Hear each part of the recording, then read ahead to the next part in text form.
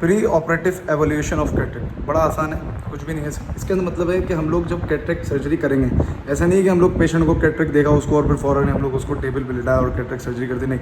हम लोग सबसे पहले इसके अंदर बहुत सारी एवोल्यूशन होती है कि हम लोगों को पहले कैटरेक्ट से पहले हमारे को ये चीज़ें देखना ज़रूरी है, फिर उसके बाद हम लोग कैटरेक्ट सर्जरी की तरफ जाते हैं, ऐसे नहीं जाते। तो उसके अंदर हम लोग सबसे पहले पेशेंट की हिस्ट्री लेते हैं। हिस्ट्री लेने से मुराद हम लोग पेशेंट की पहले विजुअल एक्यूटी के बारे में मालूम करेंगे कि भाई उसकी विजुअल एक्यूटी कितनी थी पहले।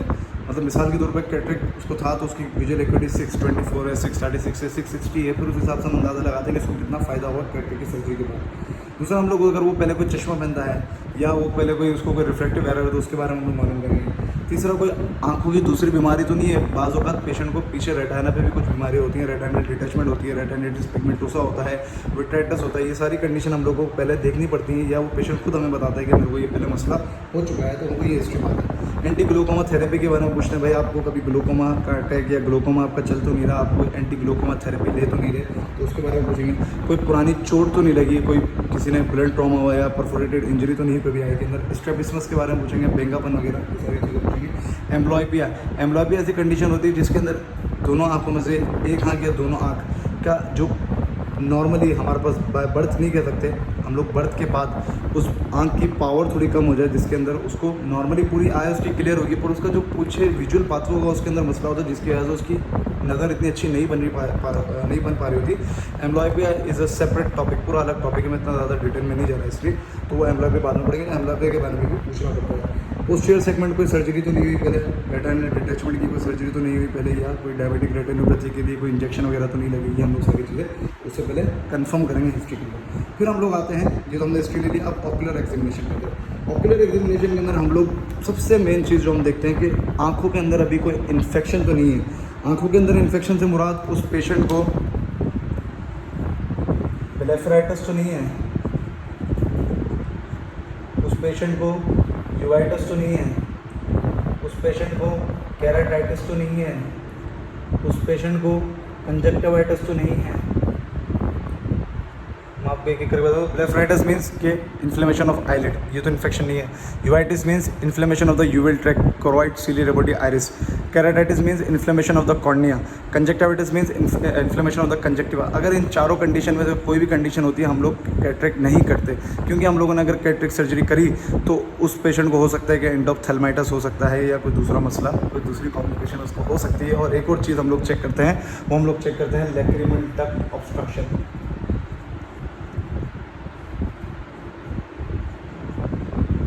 लैक्रिमल डक्ट ऑब्स्ट्रक्शन का मतलब है कि उसको बहुत ज़्यादा आंखों से वाटरिंग हो रही है, तो उसका पहले अगर लैक्रिमल डक्ट ऑब्स्ट्रक्शन है तो पहले लैक्रिमल डक्ट का ट्रीटमेंट करते हैं, उससे पहले हम लोग कैटरेक्ट सर्जरी नहीं करते, क्योंकि उसके अंदर चांस होता है कि उसको पोस्ट ऑपरेटिव इन्फेक्शन या पोस्ट ऑपरेटिव एंडोप्थेल्माइटिस हो सकता है।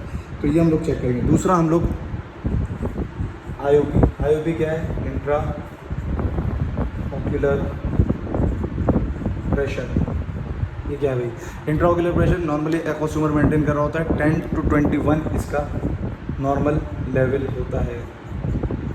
इसका पता होना बहुत लाजमी है। अगर इंट्राओक्यूलर प्रेशर बहुत ज़्यादा बढ़ा हुआ है हम लोग सर्जरी नहीं करते, क्योंकि कॉम्प्लिकेशन हो सकती है इंट्राओक्यूलर प्रेशर बढ़ने की वजह से। अंदर ग्लोकोमा के अंदर है तो पहले इसका ट्रीटमेंट हमें करना है, फिर उसके बाद हम लोग सर्जरी करते हैं। Fundus examination is most important.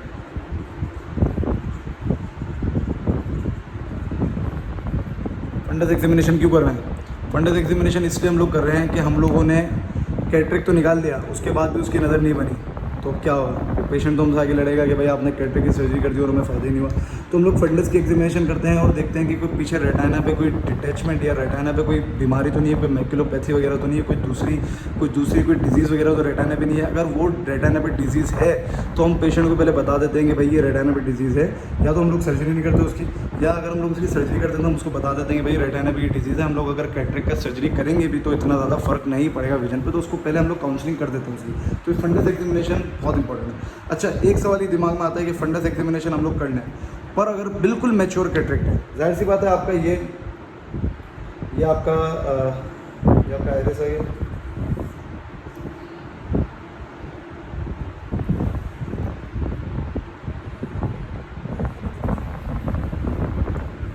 आपका यहाँ पे लेंस है ना,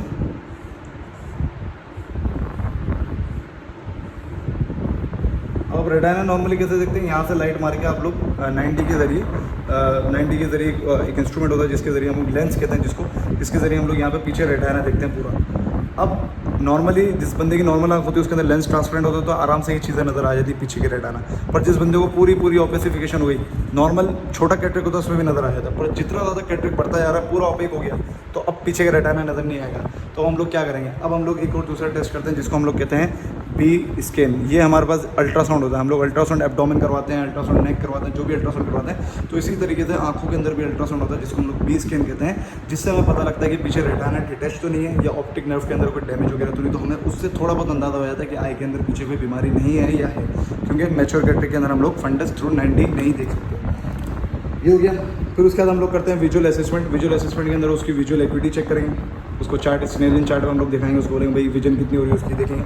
कलर विजन चेक करेंगे। कलर विजन क्यों चेक करते हैं, अगर कलर विजन के अंदर कोई मसला है तो इसका मतलब है ऑप्टिक नर्व डैमेज है या हमारे पास उसको हेरिडिटरी कलर ब्लाइंडनेस है। पीपल रिएक्शन चेक करेंगे, मोस्ट इंपॉर्टेंट। पीपल रिएक्शन इसलिए चेक करते हैं, कभी कभी किसी बंदे को अगर ऑप्टिक एट्रोफी होती है या ऑप्टिक नर्व डैमेज की वजह से तो हमारे पास पीपल का रिएक्शन सही नहीं आ रहा होता, मतलब हम लोग उसको जब लाइट डालेंगे तो वो डायरेक्ट नहीं करेगा, या हम लोग कंसेंशनल लाइट रिफ्लेक्स चेक करेंगे तो वो नेगेटिव आएगा। तो ये हमारे पास सारी की सारी चीज़ें इसमें देखनी पड़ती है। पीपल रिएक्शन ये आगे चल के पड़ेगा। कन्फ्रंट्रेशन टेस्ट क्या होता है, कन्फ्रंट्रेशन टेस्ट भी करवाते हैं। इसके अंदर हम लोग पेशेंट की विजुअल फील्ड चेक करते हैं, मैनुअल मेथड है, सिर्फ विजुअल फील्ड चेक करते हैं कि उसको साइड का, ऊपर का, नीचे का, फिंगर्स वगैरह सही नज़र आ रही है या नहीं, ये हम लोग चेक करते हैं। इसके बाद हमारे पास आ जाता है सिस्टमेटिक एग्जामिनेशन। उसका ब्लड प्रेशर चेक करेंगे नॉर्मल है या नहीं है, शुगर उसकी, डायबिटीज़ तो नहीं है उसको, डायबिटीज़ हम लोग उसकी ऑपरेशन के टाइम पे डायबिटीज़ उसकी जो शुगर है उसकी नॉर्मल होनी चाहिए, सही है। उसके अलावा कोई इसको बॉडी के अंदर कोई सिस्टमेटिक इन्फेक्शन तो नहीं है, कोई कार्डियोवैस्कुलर डिजीज़ तो नहीं है, तो उसके लिए हम लोग ये सारी चीज़ें चेक करवाते हैं। इन्वेस्टिगेशन के अंदर ब्लड सीटी करवाएंगे, चेस्ट एक्सरे करवाएंगे। उसके अलावा हम लोग उसको बी स्कैन का मैंने बता दिया कि बी स्कैन करवाते हैं। फिर उसके बाद हमारे पास एक इंपॉर्टेंट प्रोसीजर आता है, वो इन्वेस्टिगेशन तो आप नहीं कह सकते पर वो कैटरेक्ट की सर्जरी का हिस्सा ही एक तरह से, उसको हम लोग कहते हैं बायोमेट्री। बायोमेट्री क्या चीज़ है,